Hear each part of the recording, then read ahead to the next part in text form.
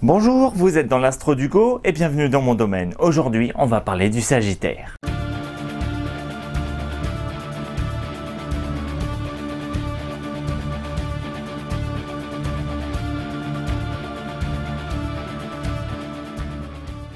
Le Sagittaire nous renvoie au mythe de la créature mi-cheval, mi-homme qu'on appelle le centaure. Des créatures très présentes dans la mythologie grecque, avec en premier représentant Chiron, un être intelligent et très sage. I'm known as Chiron. Il est né à une époque où Zeus ne régnait pas encore sur le mont Olympe. Fils illégitime et non désiré du grand titan Cronos et de l'océanide Philyria. L'histoire nous raconte que Cronos se serait changé en cheval pour poursuivre la pauvre océanide. Le viol donna la naissance de l'enfant monstrueux Chiron. Il a été très vite abandonné par sa mère et a dû se débrouiller tout seul, apprenant de la nature qui l'entourait. Les plantes, les étoiles. Il a beaucoup appris jusqu'à avoir la sagesse qu'on lui connaît. Il paraît qu'au sommet de son art, il pouvait soigner les gens rien qu'avec sa lyre.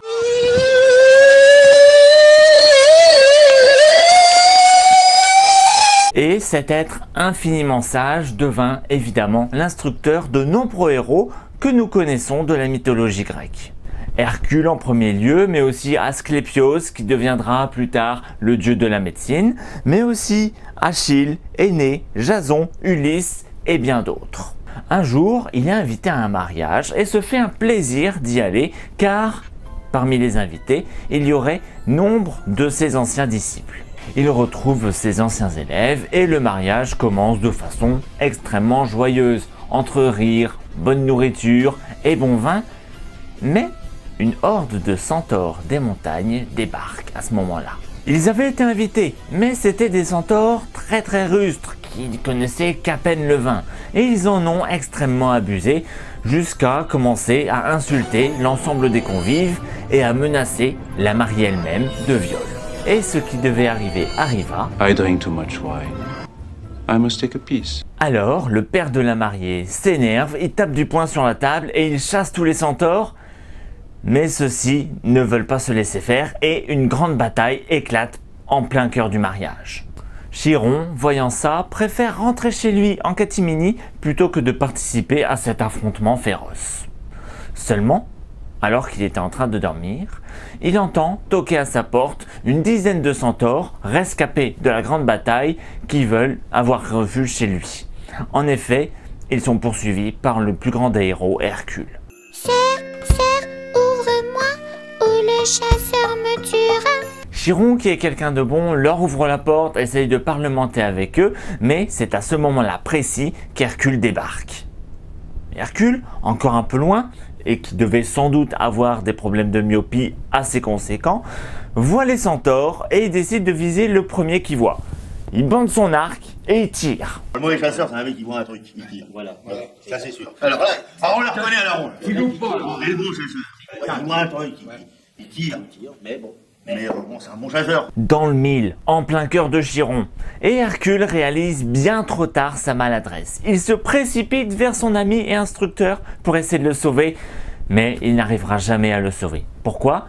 Parce que ses flèches ont été trempées préalablement dans le sang de l'hydre de Lerne qu'il avait vaincu un peu avant le mariage. Le sang est un poison terrible qui ne peut pas être soigné. Oh, c'est ballot, hein, c'est ballot. En désespoir de cause, Hercule appelle son père pour envoyer Chiron et en faire un hommage dans les étoiles. Voilà qui donnera la constellation du Sagittaire. On va peut-être parler maintenant des caractéristiques et du caractère de nos amis Sagittaires. Pour commencer, le Sagittaire est un signe de feu.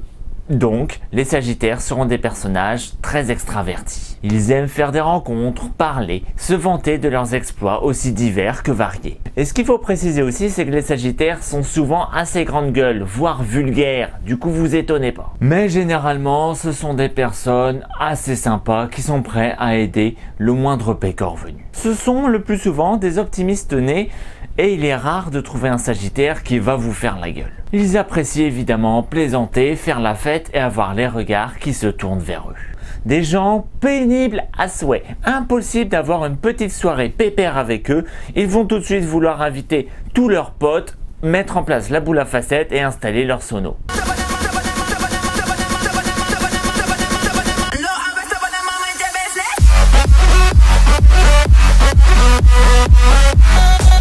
Ce qu'il faut comprendre, c'est que le Sagittaire, c'est avant tout quelqu'un de très indépendant.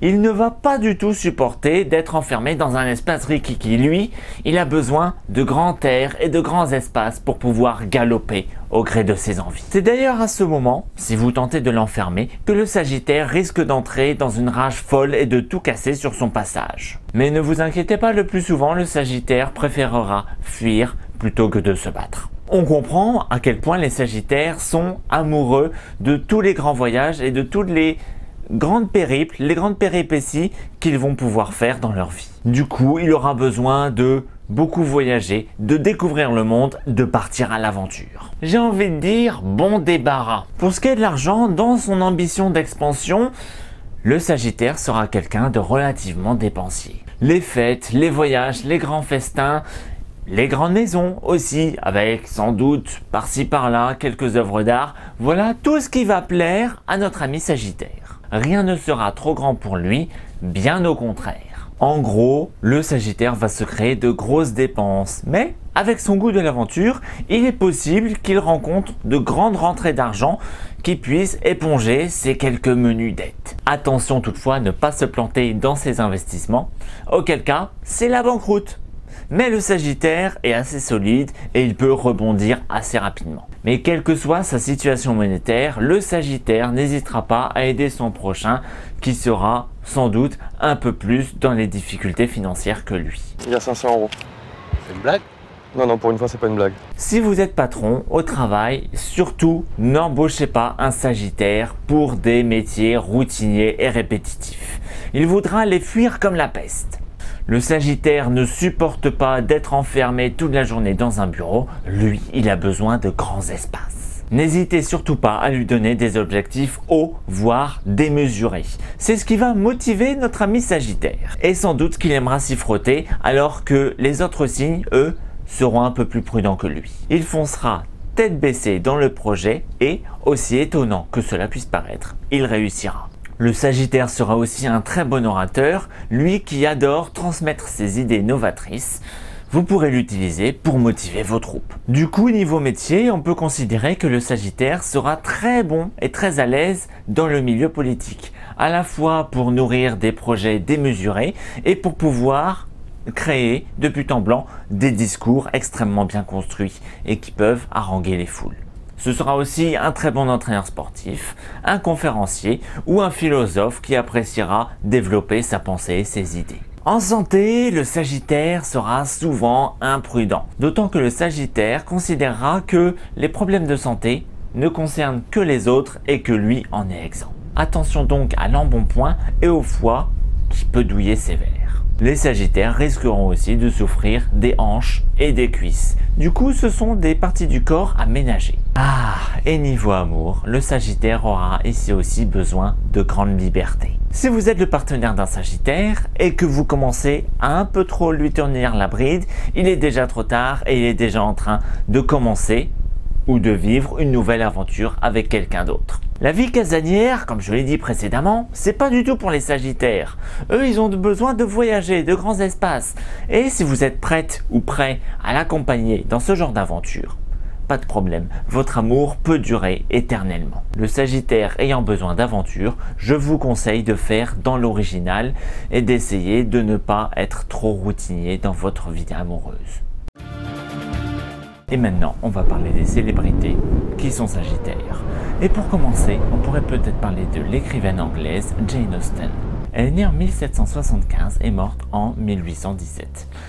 Une vie relativement courte, même pour l'époque. L'époque qui d'ailleurs était dure si on était une femme et si on voulait surtout s'affirmer en tant que telle. Il faudrait qu'on commence à vous considérer en tant que tel. Mais à ce niveau-là, on pourrait dire que Jane Austen avait de la chance, étant née dans la petite bourgeoisie de l'époque, et donc elle profitait de l'apport monétaire de sa famille pour pouvoir avoir quelques libertés que les autres femmes n'avaient pas. Son éducation se passe bien, elle est fille de pasteur et commence à écrire pour le plaisir tout simplement. Son premier livre sera d'ailleurs édité alors qu'elle n'a que 18 ans et s'appelle alors Elinor et Marianne. Un livre qui ensuite sera réécrit et réécrit encore pour devenir Raison et Sentiment, l'un de ses livres les plus connus. Mais ça ne veut pas dire qu'elle n'a rien écrit par le passé. On pourrait en effet citer Lady Suzanne, livre ou roman épistolaire qui décrit la vie d'une prédatrice sexuelle. Rien qu'à travers ce texte, on peut parfaitement identifier la pensée de Jane Austen qui manie parfaitement l'humour et l'ironie dans ses livres. Elle en profitera d'ailleurs pour faire passer, mine de rien, en douce, quelques petits messages concernant la condition de la femme à son époque. Cette littérature aura marqué l'esprit de son temps, l'esprit britannique, anglais et l'histoire de la littérature mondiale. Ce qu'on peut noter aussi, c'est que la bonne femme a été enterrée à Winchester, dans l'abbaye, à côté des reines et des rois de l'Angleterre. Oui, monsieur. Enfin, nous pourrons parler d'un peintre qui aura marqué son temps. Je veux évoquer Toulouse-Lautrec. L'un des représentants d'une période historique que moi-même j'apprécie par-dessus tout, la fin du 19e et l'époque décadente. Henri de Toulouse-Lautrec est un noble qui n'a vécu que 36 ans. Il est né en 1864 et mort en 1901. Sa famille est issue de l'aristocratie qui a été violemment détrônée par la canaille régicide. Mais le souci, c'est qu'au début de l'adolescence, Toulouse-Lautrec fait une mauvaise chute à cheval, se casse la jambe et met beaucoup de temps pour se rétablir. La consanguinité familiale aidant, ses parents sont en effet cousins. Toulouse-Lautrec est atteint d'une maladie osseuse incurable. Sa démarche et sa taille en seront toute sa vie affectées. Il ne dépassera pas 1,50 m. Adulte, Toulouse-Lautrec se rend à Paris pour pratiquer l'art de la peinture. Il commence très vite à prendre goût de la vie nocturne parisienne. Les cabarets, les bordels, mais aussi les cirques et tous les endroits de spectacle sont des endroits qui vont l'accueillir. Il commence à très vite prendre goût de la vie nocturne parisienne. Cabaret, bordel, café, cirque, rien n'est trop beau pour lui. Il va rencontrer des filles de joie, des débauchés, des ivrognes, autant que les grands hommes de ce monde. Ses talents de peintre vont commencer à intéresser un peu tout le monde et surtout les grandes salles de spectacle. Il y rencontre filles de joie, débauchés ou ivrognes, mais aussi beaucoup de grands de ce monde.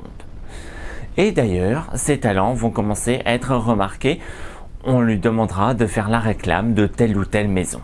La vie parisienne commence déjà à l'enivrer, autant que la consommation de substances plus ou moins licites, l'absinthe arrivant évidemment en premier sur sa liste.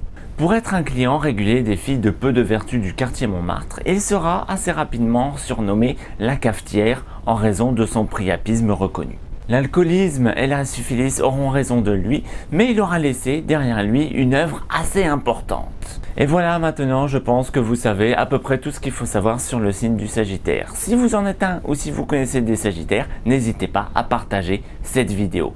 Pour ma part, moi, je vais me replonger dans les sciences ésotériques et je vous souhaite un bon vent.